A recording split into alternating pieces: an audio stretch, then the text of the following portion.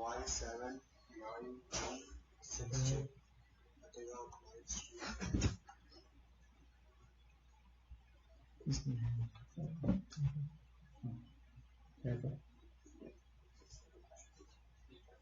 میرے پاس کوئی آشا ہو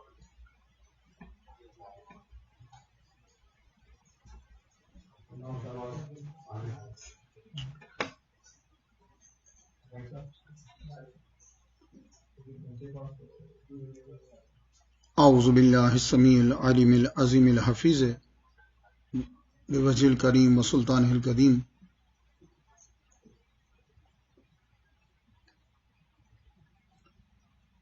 اعوذ باللہ السمیع العلیم العظیم الحفیظ بوجہ الکریم وسلطانہ القدیم من الرجس الخبیث المخبث الشیطان اللعین الرجیم وقبیلہ ونفخہ ونفثہ وہمزہ.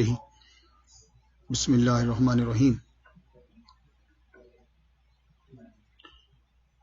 تمام لوگوں کو ماہ رمضان المبارک اور ہماری برکات القرآن کی انتظامیہ کی طرف سے آپ سب لوگوں کو رمضان المبارک. آج ہم نے دوسری تراویح جو ہے وہ ادا کی ہے.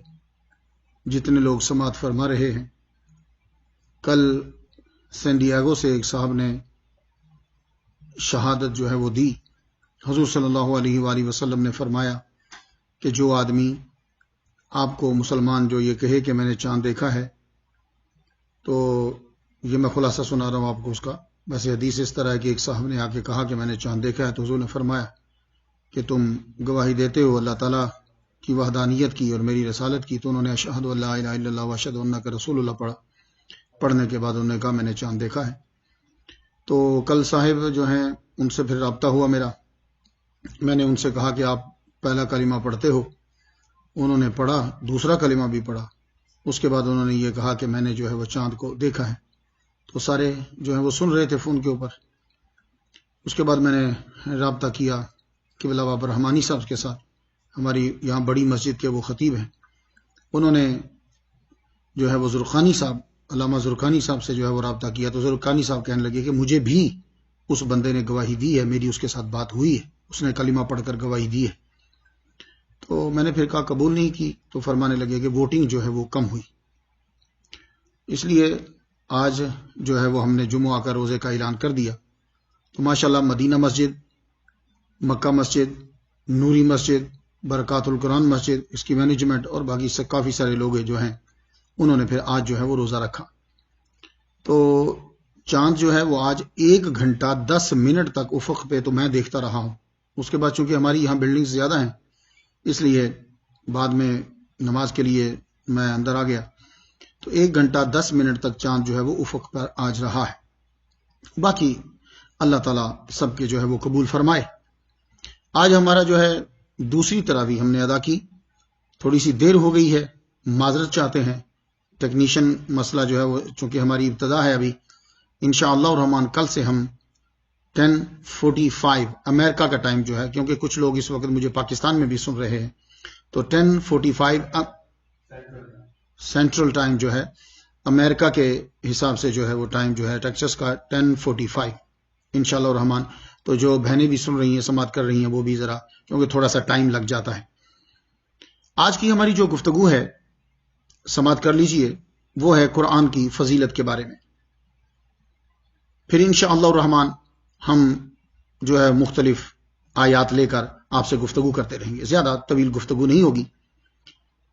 آج کل جو سلسلہ چل رہا ہے پوری دنیا کے اندر، وہ یہ ہے کہ مسجد جو ہے اس میں لوگوں کی آمد جو ہے وہ کم ہے، یہاں خاص طور پر. تو گھروں کے اندر آپ لوگ جو ہے وہ عبادت خوب جی بھر کے کیجیے. اور ویسے جہاں تک میری اطلاع ہے، جس طرح آپ لوگ گھر میں ماشاءاللہ عبادت کر رہے ہیں، یہ شاید اتنی پہلے کبھی کم ہی کی ہوگی. آپ کو بہت موقع مل گیا. قرآن مجید جو ہے، یہ جو مہینہ ہے ماہ رمضان، یہ قرآن کا مہینہ ہے. قرآن کے 32 نام ہیں. تو اس کو قرآن نہیں کہنا، قرآن کہنا ہے. الف کے اوپر کھڑی زبر ہے. تو آپ جب بولیں گے تو قرآن کہیں گے، قرآن نہیں کہیں گے. تو قرآن مجید کے 32 نام ہیں جو آپ کو مختلف جگہوں پہ ملیں گے. کسی کے نام زیادہ ہوں تو زیادہ صفات کے اوپر دلالت کرتے ہیں. اس کا مطلب یہ ہوتا ہے کہ اس کے اندر خصوصیات جو ہیں وہ بہت زیادہ ہیں، یاد رکھیے گا۔ تو قرآن مجید کے جو نام ہیں اگر زائد ہیں تو معلوم اس کے اندر خصوصیات بھی بے شمار ہیں، وہ کسی نہ کسی اس کی صفت کی طرف اشارہ کرتی ہیں۔ قرآن مجید کے 32 نام۔ اب قرآن مجید جو ہے یہ اللہ تعالیٰ نے ماہ رمضان المبارک میں نازل فرمایا۔ قرآن مجید میں شہر رمضان الذی انزل فیہ القرآن، شہر کہتے ہیں نا مہینے کو، ماہ رمضان المبارک جس میں نازل کیا گیا قرآن مجید۔ اب یہ مہینہ ہے، اب اس مہینے میں کون سے وقت میں نازل کیا گیا؟ وہ سورۃ القدر میں کہا انا انزلناہ فی لیلۃ القدر۔ تو یہ لیلۃ القدر جو ہے اس میں قرآن مجید آیا پہلے آسمان پر۔ تو قرآن مجید میں جو آپ لفظ پڑھتے ہیں نا نزلنا، انزلنا، یہ دو لفظ آتے ہیں۔ نزلنا کا معنی ہوتا ہے گریجولی، سلولی، آہستہ آہستہ کسی چیز کا اترنا، یہ نزلنا ہے۔ انزلنا کیا ہوتا ہے؟ یک بارگی کسی چیز کا اتر جانا۔ تو اب یہ دونوں معنی صادق آئیں گے۔ کس طرح کہ نزلنا کیسے ہے اور انزلنا کیسے ہے؟ انا انزلناہ فی لیلۃ القدر، ہم نے قرآن مجید کو اتارا۔ تو انزلنا ہے کہ یہ پورا قرآن مجید لوح محفوظ پر لکھا ہوا تھا، پورا، وہاں سے ایک دم یک بارگی آیا یہ پہلے آسمان پر۔ کب آیا؟ ماہ رمضان تھا اور اس کی لیلۃ القدر تھی جو مشہور، جسے آپ 27ویں رمضان کہتے ہیں۔ تو وہاں سے پہلے آسمان پر یک بارگی آیا۔ پھر آگے یہ نزلنا ہے، لوح محفوظ سے پہلے آسمان پر انزلنا ہے، اور پہلے آسمان سے زمین پر یہ نزلنا ہے۔ آہستہ آہستہ 22 سال 8 مہینے 4 دن لگے قرآن مجید کو، جس کو آپ کہہ دیتے ہو اپروکسیمیٹلی 23 ایئرز بول دیتے ہیں، آپ کہتے ہیں 23 سال میں قرآن مجید آیا۔ اب یہاں ایک اور بات سن لیجیے، لوح محفوظ سے پہلے آسمان پر جو قرآن آیا ہے وہ اور طرح سے نازل ہوا ہے، اور پہلے آسمان سے جو زمین پر قرآن آیا ہے اس کی ترتیب اور ہے۔ یہ ایک میں خاص نقطہ آپ کو بتا رہا ہوں۔ لوح محفوظ سے جو قرآن آیا وہ اسی ترتیب سے آیا جو آج آپ کے ہاتھ میں ہے، لیکن پہلے آسمان سے جو نازل ہوا ہے وہ اس ترتیب سے نہیں آیا جس ترتیب سے لوح محفوظ میں ہے یا آپ کے ہاتھ میں ہے۔ وہ کیسے آیا؟ وہ آپ کی ضرورت کے مطابق آیا۔ آپ کو جب ضرورت تھی تو وہ بیچ میں سے آپ کو پہنچا دیا گیا، آپ کو ضرورت پڑی یہ وہ آیت لی تو وہ اتار دی گئی۔ آپ کہیں گے وہ کیسے؟ ہمارے نبی محمد مصطفیٰ صلی اللہ علیہ وآلہ وسلم کو یہ پتا تھا کہ لوح محفوظ پر اس کی ترتیب کیا ہے اور یہ نازل کس ترتیب پہ ہو رہا ہے۔ یہی وجہ ہے کہ آپ جب آیت اترتی نازل ہوتی تو آپ صحابی سے کہتے کہ اس آیت کو فلاں آیت کے بعد لکھ دو، تو وہ یہ کیوں کہتے تھے؟ بھئی جیسے آ رہا ہے ویسے ہی لکھوائیں۔ تو آپ کیوں کہتے تھے کہ اس آیت کو فلاں آیت کے بعد لکھ دو؟ کیوں؟ اس لیے کہ لوح محفوظ آپ کی نظر کے سامنے، آپ کو معلوم ہے کہ یہ آیت لوح محفوظ پر فلاں آیت کے بعد ہے، تو اس لیے آپ نازل قرآن ہوتا تھا اور ترتیب سے، لکھواتے تھے آپ اور ترتیب سے جو لوح محفوظ پر ہے۔ اب آپ کی سمجھ میں آ گیا ہوگا کہ نزلنا کیوں ہے اور انزلنا کیوں ہے۔ انزلنا ہے ایک بار چیز کا آ جانا، نزلنا ہے آہستہ آہستہ چیز کا آنا۔ اب یہ قرآن مجید کا اترنا، یہ جو لفظ اترنا آپ کہتے ہیں نا، اترنا، یہ کئی طرح سے ہوتا ہے اس کا آنا۔ اب ایک ہے کہ کوئی آدمی اس چیز کو لے کر آ گیا، ایک ہوتا ہے کہ ایک چیز خود اوپر سے نیچے آ گئی۔ قرآن مجید کو جبریل علیہ السلام لے کر آتے تھے، ٹھیک ہے؟ تو چونکہ رزق ہمارا آسمان کی طرف سے آتا ہے، نور آسمان کی طرف سے آتا ہے، اس لیے ہم اشارہ آسمان کی طرف کر دیتے ہیں، ٹھیک ہے؟ تو آسمان مانے بلندی ہوتا ہے، ایسا نہیں ہے کہ رب ادھر رہتا ہے، وہ بلندی کی طرف ہم اشارہ کر دیتے ہیں، اور آتے بھی جبریل علیہ السلام ادھر سے تھے۔ تو جبریل علیہ السلام جو ہیں وہ قرآن مجید لے کر آتے اور آ کر حضور صلی اللہ علیہ وآلہ وسلم کو پڑھ کر سناتے۔ اب آپ اتنے خوش نصیب ہو آپ لوگ، باقی کتب لکھی ہوئی ٹوٹل آ جاتی تھی اور نبی کو دے دی جاتی تھی۔ قرآن مجید جو ہے وہ جبریل علیہ السلام آتے اور آپ کے سامنے آ کر پڑھتے. ان دونوں میں فرق کیا ہے؟ پڑھنے میں فضیلت ہے، پڑھنے میں کلیئرٹی ہے، پڑھنے میں وضاحت ہے، لکھے ہوئے ہونے میں یہ چیز نہیں ہے. وہ کیسے؟ اگر آپ کے سامنے میں ایک چیز لکھ دوں، آپ کراچی گئے، تو اس کا ایک ہی معنی ہوگا جو وہ لکھا ہوا ہے. لیکن اگر میں آپ کے سامنے بول رہا ہوں آپ کراچی گئے، اس کے بہت سارے معنی بنیں گے کہ میں آپ سے، میرا اسٹائل بتائے گا کہ میں آپ سے پوچھ رہا ہوں آپ کراچی گئے، آپ کراچی گئے، حیرانی بھی ہوگی، پوچھنا بھی اس میں آ جائے گا. کئی آپ کا اسٹائل جو ہے وہ بتلائے گا کہ آپ اس کا معنی کیا لے رہے ہیں. اسی لیے ابراہیم علیہ السلام نے جو کہا تھا ھذا ربی، اب یہ اس کا ترجمہ ایک ہی بنے گا کیونکہ ہمارے پاس یہ لکھا ہوا پہنچا ہے. لیکن جبریل علیہ السلام جب حضور کو بتا رہے تھے تو اس کے کئی معنی ہو سکتے ہیں جب پڑھ کر سنا رہے تھے، یا جب ابراہیم علیہ السلام بولے تھے تو اس کے کئی معنی ہوں گے. ھذا ربی کویشچن بھی ہو سکتا ہے، طنز بھی ہو سکتی ہے. یہ تو ممکن ہی نہیں نا کہ کوئی نبی جو ہے وہ شرک کرے. ایسا تو ہو ہی نہیں سکتا کہ اللہ پہلے فرما رہا ہے کہ ہم نے تو ان کو ہدایت دے دی پہلے سے. تو قرآن مجید آپ کے پاس آیا تو حضور صلی اللہ علیہ وآلہ وسلم کو جبریل علیہ السلام پڑھ کر سناتے تھے. اب ایک بات یاد رکھیے گا کہ قرآن مجید جو ہے وہ اگر جبریل علیہ السلام ڈائریکٹ ہمیں سناتے تو ہم پر لازم نہیں تھا. وہ اسی کی زبان سے ہم پر لازم ہوگا جس کو رب تعالیٰ نے نبی بنایا ہے. یہی وجہ ہے کہ جبریل علیہ السلام آئے ایک مرتبہ حضور صلی اللہ علیہ وسلم کے پاس، وائٹ کپڑے آپ نے پہنے ہوئے، کوئی سفر کا نشان آپ کے اوپر ہی نہیں. تو زانوں سے زانو جوڑ کر بیٹھ کے ہاتھ سرکار صلی اللہ علیہ وسلم کے زانو پہ مبارک پہ رکھا اور پوچھنے لگے ایمان کیا ہے، اسلام کیا ہے، احسان کیا ہے. تو یہ پوچھ کر وہ چلے گئے. تو حضور صلی اللہ علیہ وآلہ وسلم نے فرمایا تم جانتے ہو یہ کون ہے؟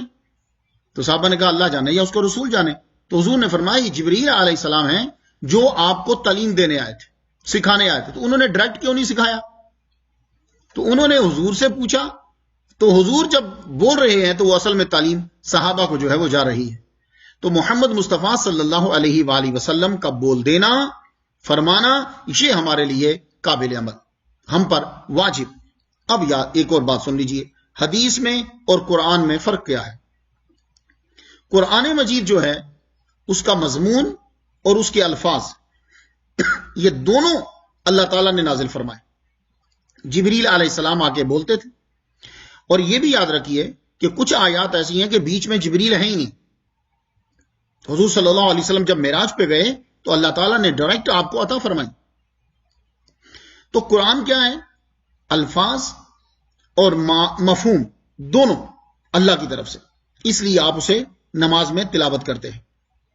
اور حدیث الفاظ اللہ کے نہیں ہیں، مفہوم اللہ کا ہے. الفاظ حضور صلی اللہ علیہ وآلہ وسلم کے، اسی لیے آپ جو ہے وہ تلاوت نہیں کرتے نماز کے اندر. اور پھر یاد رکھیے حدیث کے اندر بھی ساری حدیثیں قابل عمل نہیں. سنت جو ہے وہ لائق عمل ہے. احادیث مبارک جو ہیں، اس لیے حضور نے فرمایا علیکم بسنتی، علیکم بے حدیثی نہیں فرمایا آپ نے. تو سنت تمہارے اوپر لازم ہے. اس لیے اہل حدیث جو لفظ رکھتے ہیں، نام رکھ دیتے ہیں، اس میں ذرا تھوڑی سی پرابلم آ جاتی ہے. اہل سنت ٹھیک ہے. تو جب بھی کبھی آپ جائیں، میں گریس میں جب گیا تو انٹیلیجنس والے جو ہیں، میں بڑا حیران ہوا، اس نے مجھ سے یہ کویشچن کیا کہ what is the difference between حدیث اینڈ دا سنہ، اس میں دونوں میں فرق کیا ہے؟ کیونکہ وہ چیک کرنا چاہتا تھا کہ یہ مولوی بھی ہے یا ویسے ہی آیا یا. تو میں نے اسے بتایا کہ حضور جو فرما دیں وہ حدیث ہے، لائق عمل ہو یا نہ ہو. بہت ساری ایسی چیزیں کہ حدیث تو ہیں لائق عمل نہیں ہے. اب حضور نے جتنی شادیاں کی ہیں حدیث تو ہے لائق عمل نہیں ہے، آپ اتنی نہیں کر سکتے. تو اسی طرح سنت وہ ہوگی جو لائق عمل ہے. تو علیکم بالسنت، تو حدیث میں اور قرآن میں فرق سمجھ میں آ گیا. قرآن مجید جو ہے یہ حضور صلی اللہ علیہ وآلہ وسلم کے دور میں ہڈیوں پہ، کھجور کے پٹھوں پہ، یہ سکن کے اوپر، کھال کے اوپر، پتوں پہ لکھا جاتا تھا. لیکن اس کے ساتھ ساتھ جو پاس ہوتے تھے وہ قرآن زبانی بھی یاد کرتے جاتے تھے، اور وہ اسی طرح یاد کرتے تھے جس طرح لوح محفوظ پہ لکھا ہوا ہے. وہ یہ یاد نہیں کرتے تھے جس طرح نزول ہو رہا، نہیں، جیسے حضور فرماتے تھے وہ ویسے یاد کرتے تھے. تو سینکڑوں حفاظ تھے. اس لیے آپ کو پرابلم کی ضرورت نہیں ہے، پریشان ہونے کی ضرورت نہیں ہے. وہ یار وہ قرآن، وہ یہ حدیث آ گئی ہے، وہ فلاں بکری کو پتے کھا گئی تھی، کوئی یہ کو کر گیا، سارا قرآن بکری کھا جائے. کوئی قرآن توریت زبور کی طرح تو نہیں ہے. قرآن مجید تو دلوں میں محفوظ. 700 حفاظ تو جنگ یمامہ میں شہید ہوئے ہیں. تو اندازہ کرو کہ کتنے اور صحابہ ہوں گے. یہ مفتی احمد یار خان نعیمی رحمۃ اللہ علیہ نے لکھا. تو قرآن مجید سینوں میں محفوظ تھا، یہ یاد رکھیے. تو جب حضور صلی اللہ علیہ وآلہ وسلم اب لکھا تو تبھی جانا تھا نا جب مکمل ہو جاتا. تو الیوم اکملت لکم دینکم، یہ آیت آئی مکمل. اب اس کے لکھنے کا مسئلہ جو ہے وہ کب ہوا؟ جب یہی جنگ یمامہ ہو گئی، صحابہ شہید ہوئے. تو حضرت ابوبکر صدیق رضی اللہ تعالیٰ عنہ کے سامنے یہ مسئلہ پیش کیا گیا کہ قرآن مجید کو فوراً لکھ لینا چاہیے، ورنہ ایسا نہ ہو کہ حفاظ شہید ہوتے چلے جائیں تو بعد میں مسئلہ بن جائے. تو یہ ایک بدعت تھی، ایک نیا کام تھا. اللہ نے آپ کا سینہ کھول دیا. تو آپ نے پھر زید بن ثابت جو کاتب وحی ہیں، جو قرآن لکھتے تھے اور خود حافظ تھے، اس کے علاوہ اور بڑے سینکڑوں حفاظ تھے، تو وہ آپ نے ان کو ہیڈ بنایا، اور باقی ان کے ساتھ عبداللہ بن زبیر بھی ہیں، سعید بھی ہیں، اور بھی ملائے. کہا کہ یہ ساری ایک ٹیم بن کے اب قرآن مجید کو تمہیں جیسے یاد ہے وہ بھی ویریفائی کرو، ہر جس کے پاس لکھا ہوا ہے وہ بھی لے کر آؤ اور اس کو میچ کرو، اس کے بعد اسے پڑھ کر سناؤ. وہ آپ یہ مت سمجھیے کہ ایک بندے کا یہ کام ہے، پوری گورنمنٹ ملوث ہوگی اس کے اندر. تو اب یہ ہے کہ کوئی آیت لے کر آتا تو 2 گواہ پیش کرتا وہ کہ یہ حضور صلی اللہ علیہ وآلہ وسلم نے اس آیت کو پڑھا ہے. ان کے حافظے بڑے تیز ہوتے تھے. اس طریقے سے قرآن مجید جو ہے وہ 2 جلدوں کے درمیان جمع ہو گیا حضرت ابوبکر صدیق رضی اللہ تعالیٰ عنہ کے دور میں. یہ پھر حضرت عمر کے پاس رہا، حضرت حفصہ کے پاس رہا. اس کے علاوہ بھی کچھ نسخہ تھے، جیسے ابن مسعود ان کا ہے نسخہ تھا، تو وہ کیا انہوں نے ساتھ میں وہ بھی لکھ لیے ہوئے تھے، جو حضور صلی اللہ علیہ وسلم کے کچھ بیانات بھی لکھ لیے ہوئے تھے. اب حضرت عثمان غنی رضی اللہ تعالیٰ عنہ کا جب دور آیا تو اس دور کے اندر آرمینیا میں جب جنگ ہو رہی تھی، آذربائیجان میں یہاں جنگ ہو رہی تھی، تو صحابی نے آ کر کہا حضور امیر المومنین کچھ خبر دیجئے، ورنہ یہ تو لفظوں کے لکھنے اور لفظوں کے بولنے ان کے اوپر جنگ شروع ہو جائے گی. آپ نے پھر کیا کیا کہ وہی جو قرآن مجید جو صحابہ لکھ گئے تھے اس کی کاپیاں تیار کروائیں. اس کے علاوہ جتنے نسخہ جات تھے جو لوگوں نے حضور کے بیانات بھی ساتھ لکھے ہوئے تھے، ورنہ کل کو لوگ کہتے کہ یہ بھی قرآن ہی ہے بعد میں آنے والے، تو انہوں نے وہ سب جلوا دیے. یہ جو تھا اس کی کاپیاں تیار کروا کے جو حضرت حفصہ کے پاس تھا، حضور کی زوجہ کے پاس، ابو بکر صدیق رضی اللہ تعالیٰ عنہ نے سارا اکٹھا کروایا تھا، اس کو جو ہے وہ پھیلا دیا گیا. تو قرآن مجید کی حفاظت جو ہے وہ اللہ تعالیٰ نے فرمائی. اس لیے آپ کو کوئی ہزاروں حدیثیں بھی سنا دے کہ یہ ہوا وہ ہوا، بڑا بڑا کچھ نکل گیا، بہت چیزیں چلی گئیں، نا کوئی ضرورت ہی نہیں ہے. وہ قرآن کے میں شک ڈال ہی نہیں سکتی، اس لیے کہ صحابہ کرام خود حافظ قرآن تھے. یا یہ نہیں ہے کہ وہ لکھے ہوئے کے محتاج تھے، وہ خود حافظ قرآن تھے. لیکن ایک تھرو پراپر چینل ایک چیز ہوتی ہے، بس دوسروں کو بھی بلاؤ. تو حضرت عثمان غنی رضی اللہ تعالیٰ عنہ کیا کرتے تھے، آپ نے جب کاپی تیار کروائی تو آپ اعلان کر دیتے تھے کہ جتنی دیر تک یہ قرآن پڑھا جائے گا اتنی دیر تک جتنی بار کھانے کا ٹائم آئے گا کھانا گورنمنٹ دے گی، اور آپ یہیں رکو. وہ پھر سب کے سامنے پوری مسجد نبوی کے اندر حفاظ بیٹھے ہوتے تھے، تو صحابہ کے پاس بیٹھ کر وہ قرآن مجید پڑھتے تھے. تو سب لوگ پھر جو ہے وہ جب تائید ہو جاتی اس کے بعد اس کے اوپر سٹیمپ لگ جاتی اور اس کاپی کو بھیج دیا جاتا. پھر دوسری کاپی اس کو بھی اسی طرح ہی پڑھا جاتا. تو انہوں نے بڑی احتیاط برتی ہے جناب، وہ لوگ اسلام کے زیادہ وفادار تھے ہم سے. تو قرآن مجید جو ہے اب آپ کے پاس بالکل محفوظ ہے. اِنَّا نَحْنُ نَزَّلْنَا الذِّكْرَ وَإِنَّا لَهُ لَحَافِظُونَ. اللہ تعالیٰ کی یہ آیت آ گئی ہے کہ قرآن ہم نے نازل کیا ہے، ہم ہی اس کی حفاظت کرنے والے ہیں. تو جتنی میری بہنیں سن رہی ہیں، آپ لوگ سن رہے ہو، خاص طور پر سسٹرز جو ہیں یہ سن لیں. آپ تو اٹھتی تو ہو صبح، قرآن مجید کو سب سے پہلے پڑھو، یہ یاد رکھیے. تھوڑا سا پہلے اٹھ جائیں. بلکہ آج کل جو لاک ڈاؤن ہے اس کے اندر تو سارے فری ہو گئے ہیں، آفس سارے بند ہیں، کاروبار بند ہیں، اگر چھٹی نہیں ملی تو صرف بیچاری عورت کو چھٹی نہیں ملی، وہ صبح بھی کھانا بنا رہی ہے، دوپہر بھی کھانا بنا رہی ہے، شام بھی کھانا بنا رہی ہے۔ جب یہ لاک ڈاؤن نہیں تھا تو اس بیچاری کو کچھ ٹائم سونے کا مل جاتا تھا، اب تو اس بیچاری کو کچھ ہی ٹائم نہیں مل رہا۔ تو میں یہ سمجھتا ہوں کہ عورتوں کو ڈبل ثواب ہے روزے کا۔ وہ کس طرح پوچھیں؟ حضور کی حدیث ہے کہ جو کسی کا روزہ کھلواتا ہے اس کو اتنا ہی ثواب ملتا ہے جتنا روزہ رکھنے والے کو ملا۔ تو یہ گھر میں جتنا کھانا پکا رہی ہیں، اس کے بیٹے نے روزہ رکھا تو ایک بیٹے کو ثواب، اس کو بھی ثواب، اس کے خاوند نے رکھا، خاوند ہے تو خاوند کا بھی اسی کو ثواب، ماں باپ ہیں تو ماں باپ کا بھی اسی کو ثواب، بچوں نے، تو سارے ثواب یہ سب سے زیادہ لے رہی ہیں۔ تو اس لیے عورتیں جو ہیں وہ ضروری نہیں کہ مسجد میں آ کے امام بن جائیں، خطیب بن جائیں تو ثواب ملے گا، وہ گھر میں بیٹھ کے بھی اتنا ثواب لے سکتی ہے کہ امام اور خطیب بھی وہ ثواب نہیں لے سکتا۔ تو آپ بیچاری زیادہ، تو صبح جب آپ اٹھیں تو تھوڑا سا پہلے اٹھیں۔ اب آپ پوچھیں گے کہ بھئی صبح کیوں قرآن پڑھیں؟ ہم کسی ٹائم بھی قرآن پڑھ سکتے ہیں، ہاں آپ پڑھ سکتے ہیں، لیکن جو قرآن مجید کے اندر قرآن پڑھنے کا ٹائم بتایا گیا ہے وہ یہ ہے، ان قرآن الفجر کان مشہودا۔ قرآن جو ہے اس کا پڑھنا فجر کے وقت ہے، اور فجر کا ٹائم مشہود ہے، یعنی فرشتوں کا نزول ہوتا ہے۔ تو تہجد کے وقت قرآن مجید جو ہے وہ پڑھا جائے۔ تو اب قرآن مجید آپ، یہ اللہ اکبر جل شانہ، یہ واحد کتاب ہے جو زمین کے اندر بھی پڑھی جاتی ہے اور جو زمین کے اوپر بھی پڑھی جاتی ہے۔ ساری کتابیں زمین کے اوپر تو پڑھی جاتی ہیں، زمین کے اندر نہیں پڑھی جاتی۔ یہ واحد قرآن ہے کہ یہ زمین کے اندر بھی پڑھی جاتی۔ وہ حدیث تو آپ کے ذہن میں آئی ہوگی، ایک صحابی تھے، وہ کسی نے خیمہ لگا دیا وہاں، تو ان کو قرآن مجید پڑھنے کی آواز آ رہی ہے قبر سے۔ قرآن مجید کیوں؟ وہ زندگی میں پڑھا کرتے تھے۔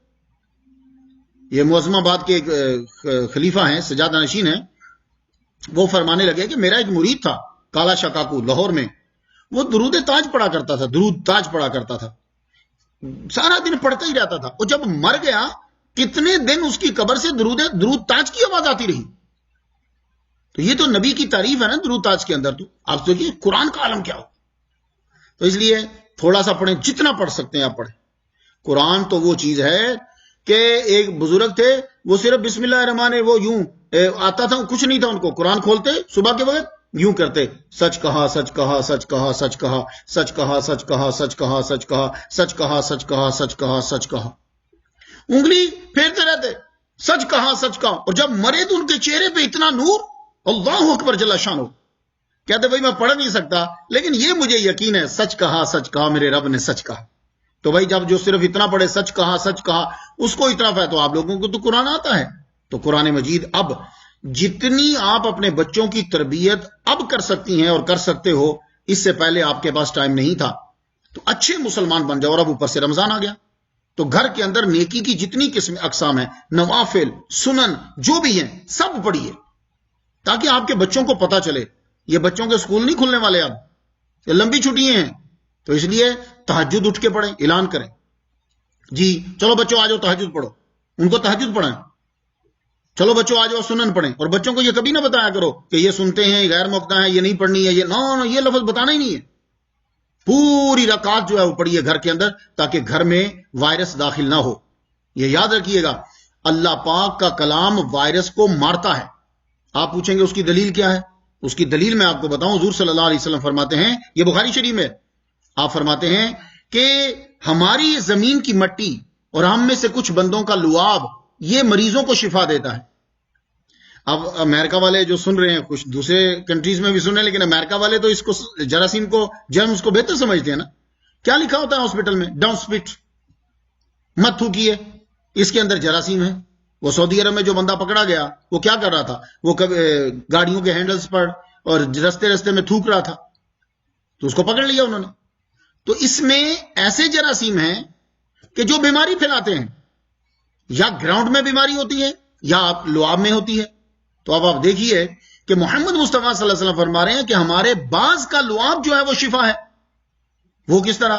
جب آپ اللہ کا کلام پڑھتے ہیں، اللہ کا کلام پڑھتے ہیں تو وہی جرمز جو نقصان دیتے ہیں وہ فائدہ دینے لگ جاتے ہیں۔ یاد رکھیے، وہ فائدہ دینے لگ جاتے ہیں۔ کئی بیکٹیریاز ہیں، آپ کا نالج ہم سے زیادہ ہے۔ یہ جو دہی بنتا ہے آپ کا، یہ دہی جو ہے یہ بھی تو بیکٹیریا سے بنتا ہے۔ وہ دودھ میں داخل ہوئے، انہوں نے دودھ کو چینج کر دیا کو، تو وہ دہی جو بیکٹیریاز کا جو عمل ہے، اس نے آپ کے پیٹ میں جا کے فائدہ دیا آپ کو۔ تو جب آپ اللہ کا کلام پڑھتے ہو تو یہی پھونک اور یہی جراثیم یہ فائدہ دینے لگ جاتے ہیں، یہ بات یاد رکھیے گا، اور نقصان دہ ہٹ جاتے ہیں۔ اس لیے سورۃ البقرہ آپ اس کی تلاوت ضرور کیجئے، انشاءاللہ ہم اس کی بیان کریں گے تفصیل۔ سورۃ البقرہ گھر میں ہو شیطان بھاگتا ہے، یعنی کیا مطلب؟ یہ جو جنات کا اثر ہے، ان چیزوں کا اثر زیادہ تر امریکہ میں ہوتا ہے اور یہ مسلمانوں کو تکلیف دیتے ہیں۔ یہ پہلے جنگل ہوتا تھا تو جنگلوں میں تو یہ رہتے ہیں، اب ان کو کاٹ کر مکان بنا لیا گیا، تو اس لیے سورۃ البقرہ کی تلاوت گھر میں ہونی چاہیے۔ آیت الکرسی جو ہے وہ روزانہ پڑھنی چاہیے، صبح اور شام پڑھنی چاہیے۔ حضور صلی اللہ علیہ وسلم فرماتے ہیں جس گھر میں پڑھی جائے وہ آگ سے محفوظ ہو جاتا ہے، چور سے محفوظ ہو جاتا ہے، چور نہیں آتا، آگ نہیں لگتی اس گھر کے اندر۔ تو آیت الکرسی، تو قرآن مجید کے بہت سارے فوائد ہیں، آپ اسے پڑھیں گے اللہ تعالیٰ کی رحمت آپ کے اوپر جو ہے وہ نازل ہوگی، اور بھی انشاءاللہ آہستہ آہستہ جو وقت ہوگا آیات آتی جائیں گی، آپ سے گفتگو رہے گی۔ آج اجازت دیجیے، اور کل سے انشاءاللہ الرحمن ہم جو ہیں 10:45 جو ہیں 10:45 پہ آپ سے، کیونکہ کچھ کنیکشن میں تھوڑا سا ٹائم لگ جاتا ہے، ابھی ہماری ابتدائی جو ہے یہ صورتحال ایسی، تو انشاءاللہ الرحمن 10:45 پہ آپ سے جو ہے دوبارہ رابطہ رہے گا۔ اللہ تعالیٰ حامی و ناصر رہے آپ کا اور آپ پر رحمت نازل فرمائے۔ اجازت دیجیے، وآخر دعوانا ان الحمدللہ رب العالمین۔